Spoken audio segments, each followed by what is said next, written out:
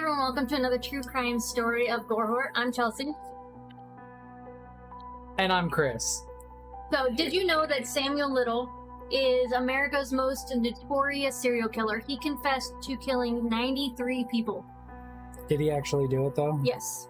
So, he was out there for decades, just living his life, taking people's lives, and it's a chilling reminder that some monsters do walk among us. I want to start by playing a quick clip before we deep dive into who Samuel Little is. 46 years ago, a young woman was picked up in Washington, D.C. She was driven towards Baltimore and murdered in the woods. Her name is still unknown. We're going back to the scene of this crime. But after years of trying, cold case cops have finally identified the killer, a 78-year-old who strangled women for sexual gratification. Talking with Samuel Little was chilling. He is a true monster in every sense of the word. He is every female's worst nightmare. Little was jailed for 3 murders in 2014, but only now, with his appeals over and health in decline, has he revealed himself as perhaps the worst serial killer in American history. So he's got the one in D.C. A Bundaberg-born forensic specialist played a key role in securing the confession, working with the FBI to help pick up a pattern in other unsolved murder cases. We thought, well, what have we got to lose? He's getting older. Maybe he will talk now. And pretty much 30 minutes into the interview, he started talking about the Texas case that we particularly went to visit him about. And then he kept talking. Little has now admitted to more than 90 murders, from Maryland to Miami, Louisiana to Los Angeles, stretching back almost half a century. I don't question his credibility. I think he really is responsible for all of the cases that he's told us about. It's just a matter of finding him. Crime analysts say poor information sharing is one reason Little escaped arrest for so long. The United States has 19,000 different police departments that don't always talk to each other. Detectives in the same room could be working 2 different cases and have the same suspect and they don't even know it. It was an FBI violent crime database called VICAP that helped find and identify Little's killings. Criminologists here in America say the system is underfunded and underused, but those who work with it regularly say Australia could benefit from something similar. I definitely would recommend adopting a similar program like Canada has done as well.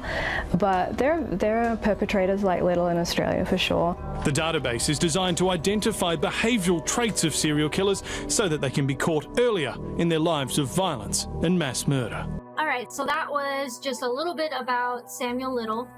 So I want to start by deep diving into who he was a little bit. So Little was born in June 7th, 1940. He was essentially raised by his grandparents. His dad was 19 when he was born, and apparently his mom was a prostitute. I fucked that up. What'd you do? I was fucking with the thing, and now you're gonna have a little jitter in your video. Hi, I'm the button pusher. I ruin things. Continue. Okay. All right, so he was raised by his grandparents. His mom was a prostitute, they think, and his dad was 19 years old, so he lives with his grandparents. So his fascination started, he said, when he was in kindergarten. He started having sexual fantasies about choking women when he saw his teacher touch her neck. From that moment on, he was fantasizing about different women, choking them, killing them. He would collect true crime magazines. So he was just, like I said, collecting true crime magazines about choking women, true crime stories. So by 1975, he was arrested 26 times in 11 different states for crimes such as shoplifting, DUIs, rape, solicitation, robbery, a ton of different things, fraud. He served a total of 10 years before he was brought in for in 2012. So, and he escaped 2 murder convictions. He got arrested for murder, and the jury acquitted him both times. So he was just let go. So this motherfucker was just running around choking bitches? Yes. So he was eventually brought in 2012 for unrelated crimes for drug. So at that point, they had brought in him for drugs, did DNA tests, and it got him for over for the other crimes. So he claimed to have killed over 90 people across several states over a span between 1970 to 2005. He was just killing women. However, many of the victims' deaths were put as undetermined, overdoses, that kind of thing. So when they brought him in 2012, he was getting interviewed by somebody named James Holland. So he just started telling James everything. And he got a sketch artist, and they started drawing up all the women that he remembered. Is there a reason why he just spilled the guts, or? He was 71 years old when he got caught. So he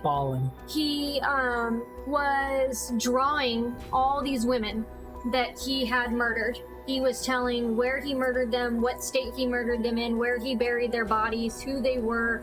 But again, a lot of those women's deaths were already ruled as accidental or undetermined. So that's why at that point he was only being charged with 3 murders. So they were trying to figure out the other 90 women, but to this day, they still only confirmed at least 60 women. So his method, though, was chilling. His confessions revealed disturbing patterns of violence and manipulation. He would lure the women in by his charm, and then he would kill them by punching his victims out cold and then choking them to death. And he was called the choke and stroke killer because while he was choking them out, he was masturbating while strangling his victims. Solid name. So he was known as the choke and stroke. Good job, media. That was the LAPD. Good job, LAPD. Yeah. We got him. We got the choke and stroker.